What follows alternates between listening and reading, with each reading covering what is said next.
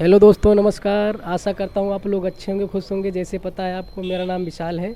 मैं मेठी का रहने वाला हूँ। दोस्तों, मैं एक छोटे से गांव से बिलोंग करता हूँ। आज हम नया ब्लॉग बनाने जा रहे हैं। आप लोग सपोर्ट दीजिए हमारी वीडियो में। ज़्यादा से ज़्यादा लाइक करो, शेयर करो, कमेंट करो। धन्यवाद।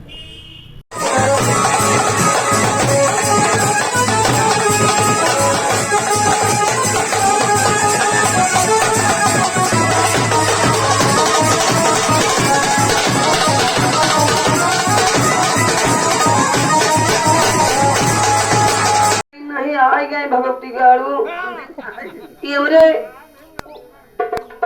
विशाल भैया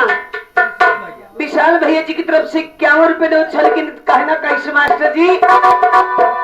जिसे देख मेरा दिल धड़का, मेरी जान तड़पती है।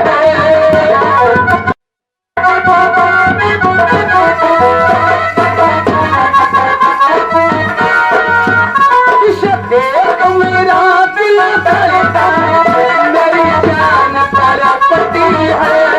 कोई जान वो कोई नहीं, मेरी जान तड़पती है।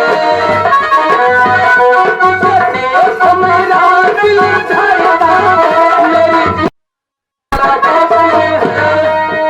कोई जान नहीं, कोई नहीं,